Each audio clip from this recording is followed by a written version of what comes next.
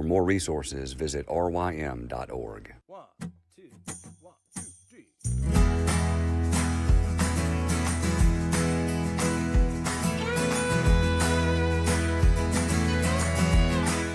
The Local Youth Worker is a daily podcast that's centered on 5 questions each week. Ranging from the practical to the professional, we're looking for answers to the questions you're asking. Whether you're in full-time, part-time, or even volunteer youth ministry, this podcast is for you.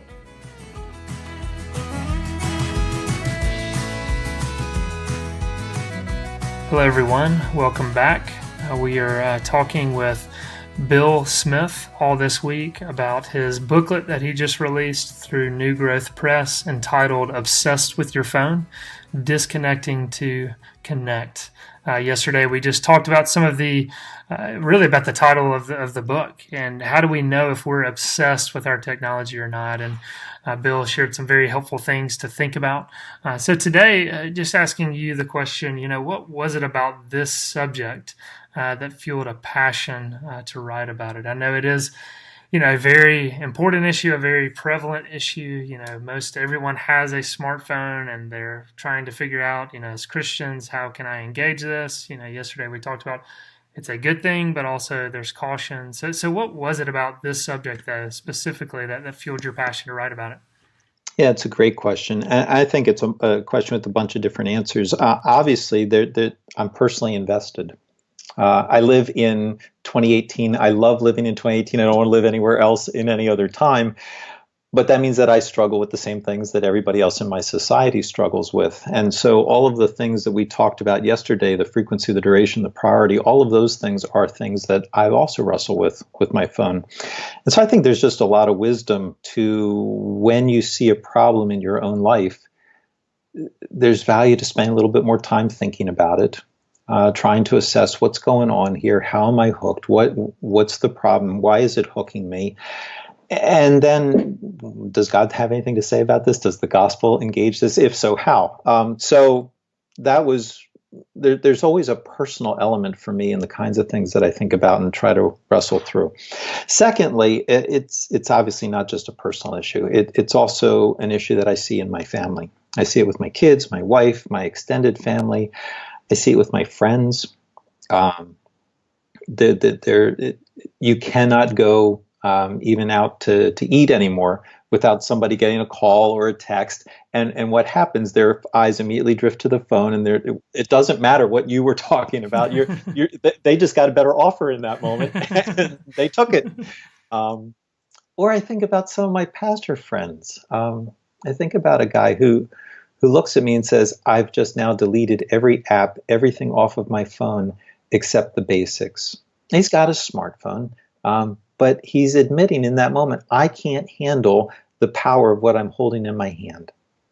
Or I think about a guy who had a great 4-month sabbatical and used it to pursue just some study in the area of modern technology, and had to come back and admit, Bill, I turn to my phone as soon as I get home. So I spend all day long as a pastor, and as soon as I get home and I have time with my family, I'm off in this little screen somewhere. So it's a hot topic, if you want to think about it that way, that we have not, I think, adequately yet wrestled with to the extent that in the church we can say, here's some places to go, here's some things to do that we all recognize sit within the bounds of the gospel and connecting this with Christ. And here's more of my sociological background. And that would be what I perceive as our inability as Christians, especially as Reformed Christians, to think well about technology. And so for maybe some of the people, and John, Abraham Kuyper's quote, that there's not a square inch in the whole domain of our human existence over which Christ, who is sovereign over all, does not cry, mine. And what Kuyper was saying there is Jesus is not content to just sort of sit in heaven and let whatever happens to his universe happen. Instead, he's come to reclaim all of it, to reverse the curse, to engage his people in such a way that we are now able to enter into a world that, even though cursed, still has a trajectory of having started good and is going to be redeemed, and to say all of it can be used for the sake of the church. And yet, I think that we really struggle on a daily basis to understand what that actually looks like. And so we tend to mush our faith, I think, more and more into the private pietistic domain. So Jesus and I are really good when I'm in my Bible, and then I close my Bible, and now I've got my phone, and I have no idea what on earth he has to do with that. And so I think we tend to bifurcate. We move toward the poles. And either this technological thing is evil, it's of the devil, and therefore stop using it, get away from it, or it's good, it's a good thing, or it's neutral, and you just indulge and throw yourself into it. And so smartphones are what? They're an element of technology. They're a part of creation. They're really no different in that sense than TV or an element of culture like rock and roll. But I think that we've got just as bad a way of engaging them as we did any of those other kind of elements as well.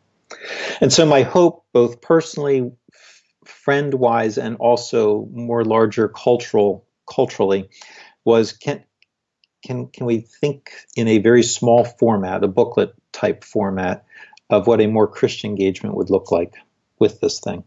Yeah, you said so much good stuff there, and I think one thing is you just ended it.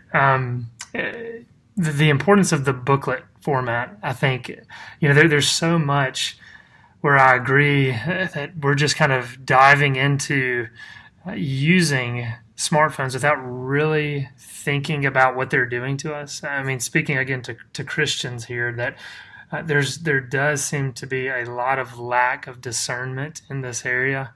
And so to have a resource like a booklet that's not intimidating, it's not a 200-page book where people are thinking, okay, I don't have time to deal with this. To have a booklet, and I think it's 24 pages maybe. I think it may be 25. It's got some end notes in there. So for somebody to see it and think, okay, I can do this. I can pick up that and just there's so many helpful things in there to just kind of help foster some discernment in this area. And I know we're kind of going to get to talk to pastors maybe later in the week and some ways in which they can help lead their congregations. But as you said, you began to reflect on this, and you wanted to kind of, for your own personal sanctification, just sit down and put pen to paper, so to speak, and think of, okay, what are some ways in which this is affecting me? Were there any major surprises as you kind of sat down and began writing this booklet of, wow, I didn't really think about this aspect of how it's impacting me, or how it's impacting my friends, or anything like that? What were some of the surprises that came to you as you began to write this? That's a great question. There's a difference. I find this whenever I focus on something. There's a difference between having a generalized uncomfortableness in the back of my mind, going, "Gee, what I'm doing is probably not great," but it's different when it actually becomes quantifiable, and you go, "Huh, this isn't great this morning as I get out of bed. This isn't great at breakfast. This isn't great during the middle of the day." And as I become a little bit more focused, thoughtful, it becomes, oh wow, this is actually relatively glaring, and that's helpful. It's not fun to look at, but if it's the reality, I'd rather know it than continue to deceive myself. So that was good. I think it was also helpful to make myself proactively think, what does redemption look like? I don't know if any of the listeners would be familiar with this, but there's that Bob Newhart sketch. This is going back a long time, but it's continued to have current traction because basically all Bob does is look at somebody and say, "Stop it!" They're having a problem, and he says, "Well, just stop it, just stop it, just stop it." And that's not helpful to me. I need to know what I'm supposed to start doing. And having the opportunity to sit down and go, all right, Billy, you actually have to have something valuable to offer people. And to make myself go, well, actually, I do. But only if I force myself to actually think through, what does a positive, proactive engagement with the phone look like? So I think those two are probably good surprises. Yeah, definitely. And again, it's just, helpful, as I said, that we do tend to just lack discernment. And of course, I mean, that's partially just in due in part to our sinful, broken nature. It's due in part to the fact that we live in a very busy culture. And so I know that there are those youth workers out there, those parents out there who are just thinking, I don't have time to read about this issue because I've got a family to raise. We're running them all over the place. And so again, just to point out the fact that this is such a helpful resource because it is in booklet form, and so it's something people can pick up because it is important. Because like you said, and we might get into this in another day, but technology, isn't neutral. That there is a creator behind it that has a purpose, and so maybe I guess as we're starting to close this out, do you want to speak on that just a little bit about what you mean by technology not being neutral? Sure. What is technology? It's an extension of the human being. God's given us this mandate to rule and subdue, to pull out the potential of this world in a way that He would. And so it's a good thing that humans would extend their ability to shape and to engage this world. But whenever we extend ourselves, we're extending ourselves along the lines of our worship, of what we hold most valuable and most dear. And if someone does not hold the Creator as the most valuable, then they'll build that, whatever that twist is that they do value, they'll build that into whatever they make. And so one of the, I think, easiest examples is to read about people who code software for our phones. And one of their big goals is to capture your attention. And so is it a surprise then that as they are intentionally wanting to make sure you're looking at the screen, that we find ourselves absorbed by the screen? No, it's not. Does that mean then that what they have done is so twisted that it has no redeemable value? I would argue no. There are obvious technologies that are so twisted that the Christian has no business being involved in them.